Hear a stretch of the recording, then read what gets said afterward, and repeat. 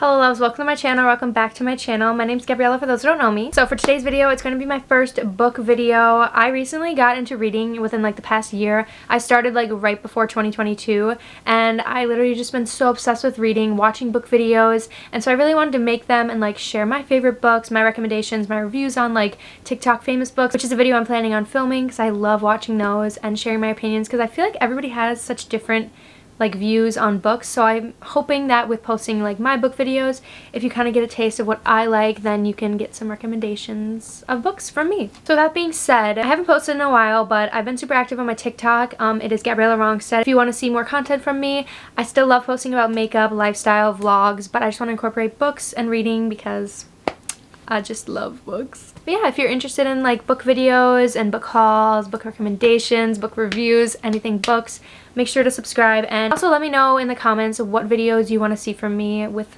books or literally anything in general. Alright, let's get right into it. So for today's video, I wanted to show you guys the books that I read this summer and just give you my reviews of them. I didn't read too many books this summer. I was just super busy this summer and I'm just getting into reading, so I'm not super fast yet, but I'm trying to pick up my pace of reading so that I can knock more books out in a month. I also have 3 or 4 books that I've loaned to friends, so I don't have them physically with me right now, but I will tell you what they are and give you my review on them. Okay, so let's get into it. The first 2 books that I read, I don't have the one with me right now, but Love and Gelato and Love and Olives by Jenna Evans Welch. I read Love and Gelato first and then I read Love and Olives a little bit after. I really like her style of writing, and what I really like about like the plots of both of these books is that it's not focused mainly on just like romance. Like the plot kind of includes like more of like self-discovery and like healing from like past trauma and just like finding yourselves. And Love and Olives takes place in Greece, which I loved reading about, like a summer romance in Greece. That was just like everything. And then Love and Gelato is set in Italy, which, oh my god, even better. I like just love them both so much. The atmosphere and like the way she just like describes the scenery just like really puts you in the place and like you just can imagine like everything, and I just love that so much. Love and Olives was like much longer than Love and Gelato. I think Love and Gelato was like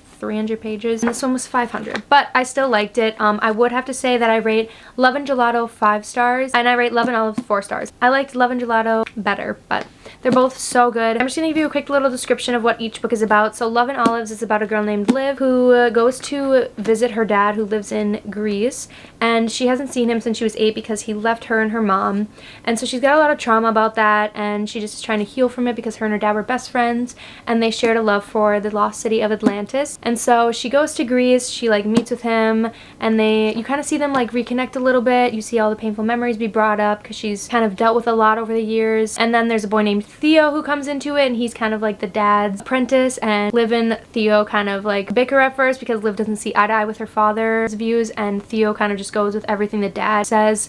I hope I'm describing this well.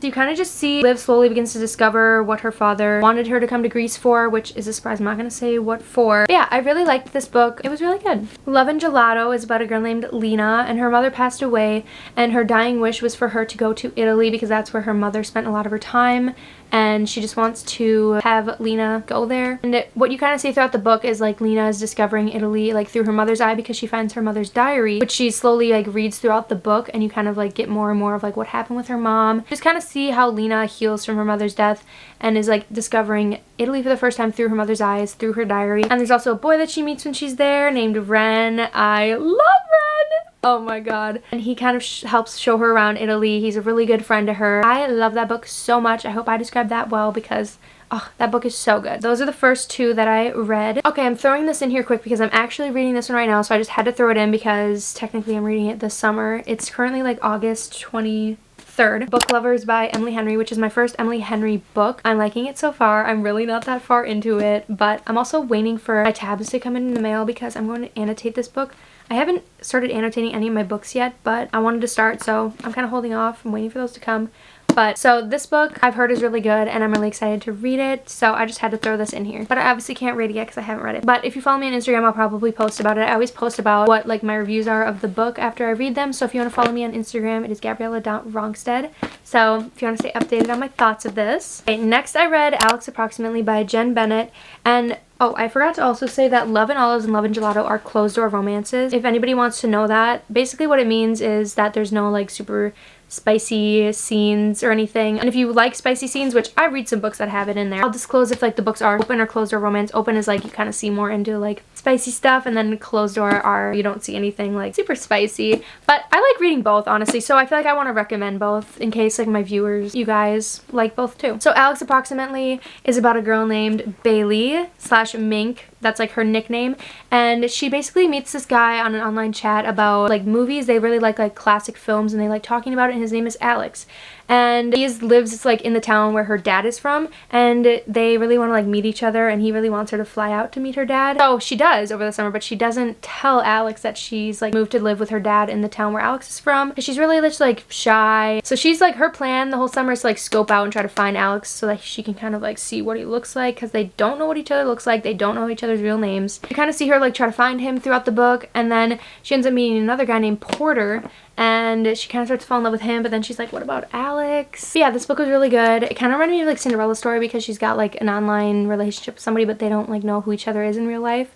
I really liked it. I give it like a 4 stars. I really recommend this though. It's like a super cute like romance. It's like lighthearted, and I really enjoyed it. I really hope I'm describing these books well. Like I feel like I'm trying to give you like my own summary of it without spoiling it, because I don't want to just like read the back of the book. So I hope I'm doing a good job. It's my first book video though, so go easy on me. The next book, oh my god, I loved this book so much.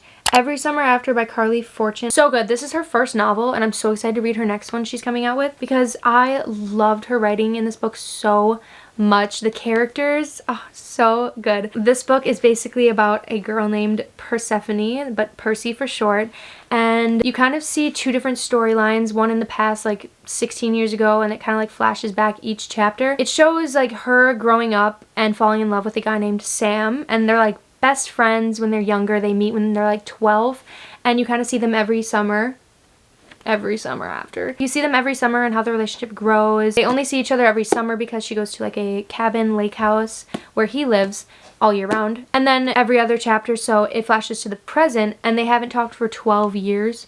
And you don't know why, but you find out like throughout the book, and it kind of just shows like she goes back to Barry's Bay, that's what it's called, because Sam's mother died, so she has to see him again, she has to confront him and what happened in the past, and it kind of just flashes forward, past and present, and I just really like that. I really like books that have like past and present point of views. Some people don't, but I really liked it, and I thought it was really well done in this book. Sam is like one of my new favorite boys from books. Like he is just such a sweetheart, such a good man. I love him so much, and their friendship is so adorable to read about, and it's a slow burn for sure, because it takes them a couple years to kind of figure out that they like each other more than friends. It's so good. I highly recommend this book. 5-star read right here. So good. Everyone go read this. Okay, next one, which I don't have with me, is Heartbones by Colleen Hoover. Colleen Hoover is my favorite author ever. I'm trying to own every one of her books, and I have a lot of them. I think I need like a couple more, but I just love Colleen so much and her writing. She has some of my favorite books ever. So I read Heartbones, and that is about a girl named Bea who she has a really, really rough upbringing, and her life has just not turned out the way she wanted to, and she basically moves to like live with her dad. It's kind of like a common theme in these books. She moves to like spend the remainder of her summer with her dad on the peninsula in Texas, and she barely knows him because he wasn't really involved in her life. She lived with her mom. She just had that really rough life. So she has a lot of struggles. She has like trouble trusting people. She doesn't trust boys, men especially, because she has a rough past with them. So she moves to live with her dad, which she doesn't have a very good relationship with. Her dad lives next to a guy named Samson, and you kind of see them become friends and their kind of like relationship and how they connect in a way, because he is like well off, he's like super rich, and she's like on the totally different spectrum. So you kind of see like how they like share like a bond, because he kind of struggles with like some things being rich and like how money doesn't solve happiness. So you kind of see them form a relationship, and their connection is just unmatched. I love them. There's something that Samson is keeping from her, and it's gonna threaten to ruin everything that she thought she knew about him. I'm not gonna say what, obviously, no spoilers here, but it was just such a good book. Colleen Hoover never fails. I gave that book a 5 stars. Okay, next book, which I also don't have with me, is Good Girl Complex. This one is by Ella Kennedy, and I liked this book. I gave it a 4 stars. So this book switches off point of views from Mac, Mackenzie, and Cooper, and basically Cooper, it reminds me of Outer Banks. So like, you know how like if you haven't seen Outer Banks, it's like the book is set in one of the Carolinas, I don't remember where. Basically Mac runs with like the rich crowd, kind of like how Sarah Cameron in Outer Banks, and then Cooper runs with like the lowlifes. That's so mean. Not lowlifes, but they like don't have a lot. They like work for everything. They like hate the rich people, and that's like John B from Outer Banks. So Cooper's friend group calls like the rich people the clones, and the clones call the poor people the townies because they like live in the town. And so Mackenzie has this like douchebag boyfriend, and he gets Cooper fired from his job, so Cooper wants to act revenge. They come up with this plan to have Cooper like make Mackenzie fall in love with him so that she leaves the bad boyfriend. You kind of just see like him play with Mackenzie and like try to get her to like fall in love with him, and she's like Miss Goody Two Shoes, and he's kind of like the bad boy, and she's like, ooh, bad boy, and he's like, she's just a clone, like she's like every other girl. But is she? I don't know, you'll have to read to find out. It's really good though. This one is, I keep forgetting to say, Good Girl Complex is open door romance, very spicy, and so is Every Summer After. I forgot to say this. This is open door romance, forgot to say that. They're both very spicy. I don't mind spice, but I just wanted to disclose that. But I have Good Girl Complex of 4 stars. It was a really good read. It's not 5-star worthy, but I did really like it, and I do recommend it, especially if you liked Outer Banks. Okay, last 3 books. I read this summer, I Turned Pretty series.